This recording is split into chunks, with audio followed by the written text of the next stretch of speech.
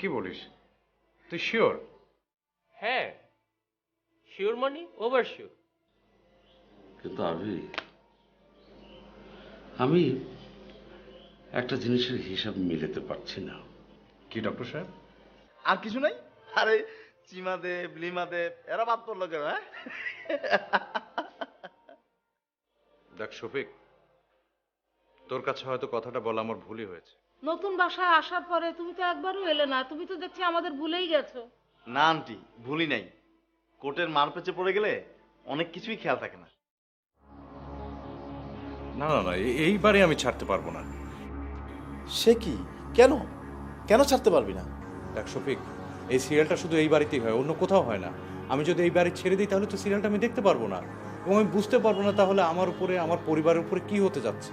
সুতরাং আমাকে এই বাড়িতেই থাকতে হবে এবং আমাকে সিরিয়াল দেখেই যেতে হবে। কিন্তু আমার কি হবে দোস্ত? আমি তো এ বাড়িতে থাকি না, আমি তো সিরিয়াল দেখিও না, আর দেখতেও পারবো না, জানতেও পারবো না আমার সাথে কি হচ্ছে।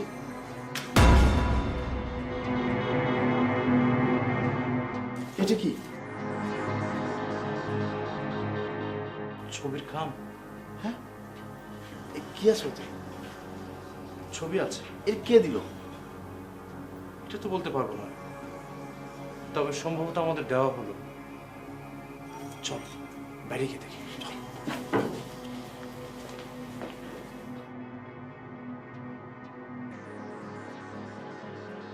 এ কি?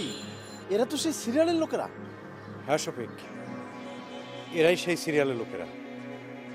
কিন্তু এরা এই খামে এলো কি করে? ও মাই গড, দেখ, এটা তো ডক্টর মুস্তাফিজ। হ্যাঁ, একে তো আমিও চিনি, কিন্তু উনি এখানে কি করছেন? এর উত্তর ডক্টর মুস্তাফিজই দিতে পারবেন।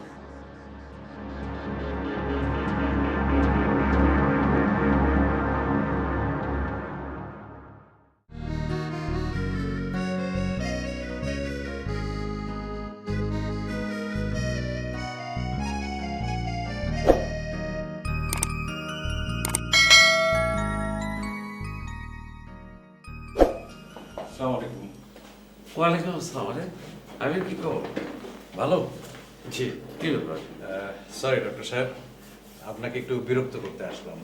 মানে একটা বিষয় আপনার সাথে একটু কথা বলার দরকার, সেজন্যই আসলাম আর কি। আপনার একটু সময় হবে তো? নিশ্চয়ই নিশ্চয়ই, বলো।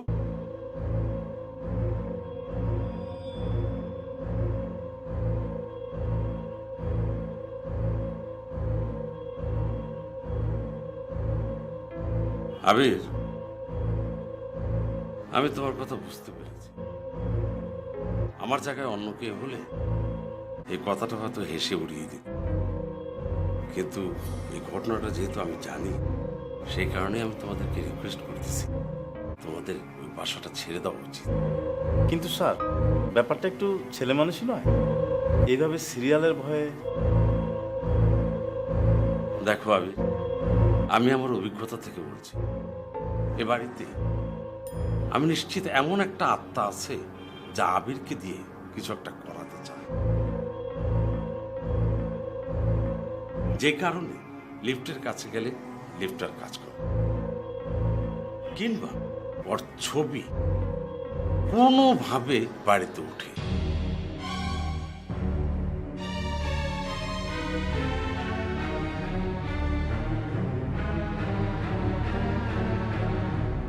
Oh my God.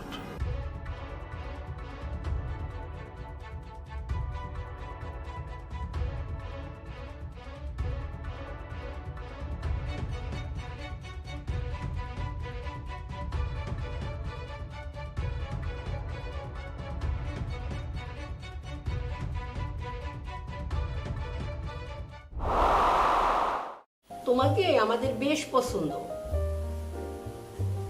সাইমাকে তোমার সাথে বিয়ে দিতে আমাদের কোনো রকম আপত্তি নেই। তোমার প্রতি আমাদের পূর্ণ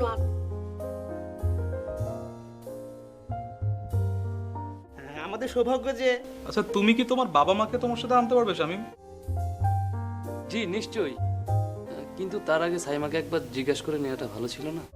ওকে, আমি তাহলে সাইমাকে নিয়ে আসি।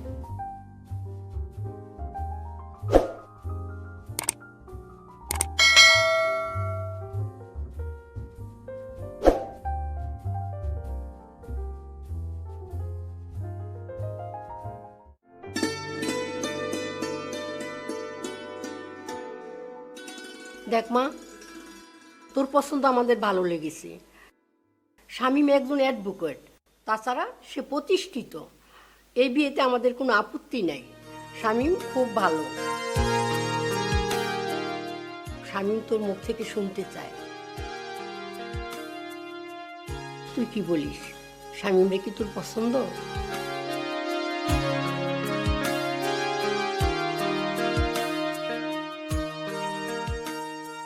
তাহলে মনে হয় ভাইয়া আমরা সবকিছু ফাইনাল করে ফেলতে পারি, তাই না? আমার পরে যদি এখন সাইমারও বিয়ে হয়ে যায়, তাহলে কিন্তু ভাইয়া নেক্সট ইন লাইন তুমি। আমরা কিন্তু আর কোনো ওদের আপত্তি শুনবই না।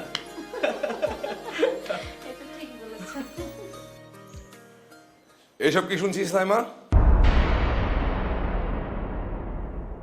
তুমি একে বিয়ে করছো? আমি তোমার জন্য এতদিন অপেক্ষায় আছি, আমি তোমাকে বিয়ে করতে চাই। সে কি আপনি? হ্যাঁ আমি সাইমা, আমি ছোটবেলা থেকে তোমাকে ভালোবেসে এসেছি। আমরা একসাথে স্কুলে পড়েছি, কলেজে পড়েছি, কিন্তু আমি কখনোই তোমাকে এসে বলার সাহস পাইনি, ইভেন কি তোমার কাছে আসিও নি। সেই আমার ভালোবাসাকে তুমি এইভাবে প্রতিদান দেবে, এভাবে আমাকে ঠকাবে? আমি তো আপনাকে কোনো কথা দেইনি। এই কে আপনি?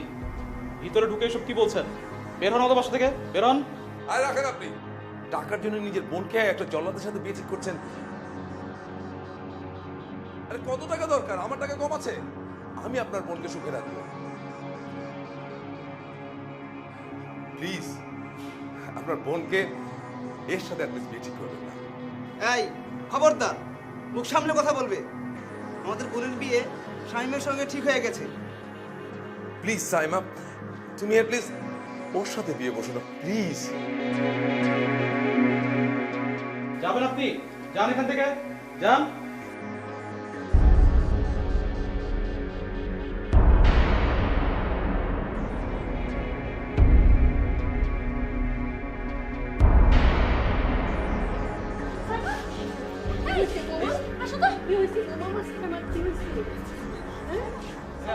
Ambulance, ambulance. পানি পানি পানি।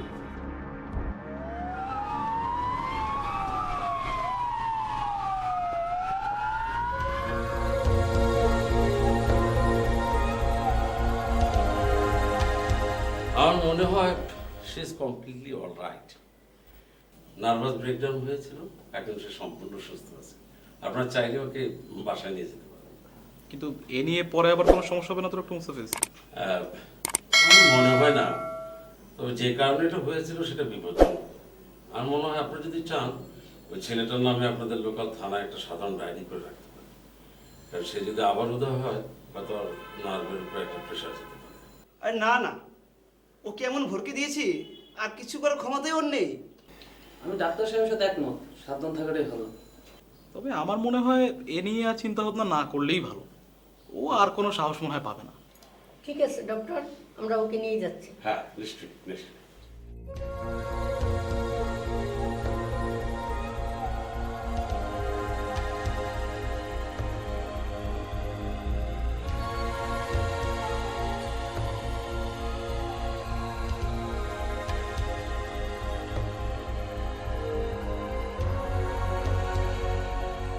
এই, কে ওখানে? কে?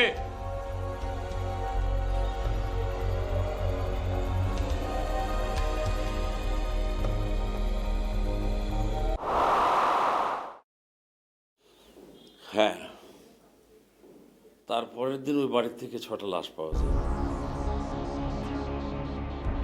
ওই 6জনকেই ছুরি দিয়ে খুন করা হয়েছিল, কিন্তু খুনি হিসাবে কাউকে পরে আর খুঁজে পাওয়া যায়নি। তো আমার স্থির বিশ্বাস ওই ছেলেটি ওদেরকে খুন করেছিল, কিন্তু ওই ছেলেটিকে আর পরে কোথাও পাওয়া যায়। কিন্তু আঙ্গুলের ছাপ, ছুরিতে কোনো আঙ্গুলের ছাপ পাওয়া যায়নি। ওদের ভাগ্য এতই খারাপ, যারা থানায় জিডিটা বন্ধ করার সময় পায়নি, কাজে ওই খুনিকে ধরা সম্ভব হয়নি।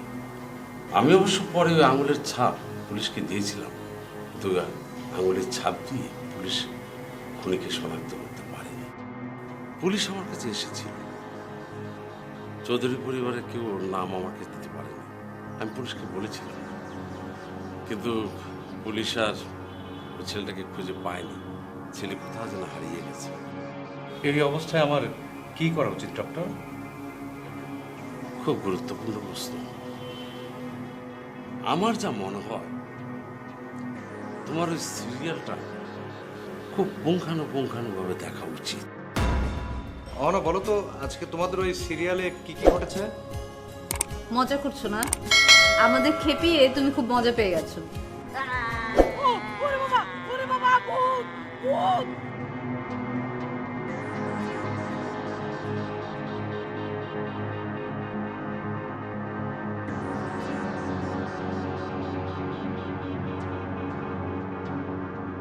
আমি তোমার পরিবারের কাছে যাচ্ছি। তোমার পরিবার আর আমার পরিবারের মধ্যে কোনো পার্থক্য নেই। আমি প্রাণ দিয়ে হলো তোমার পরিবারকে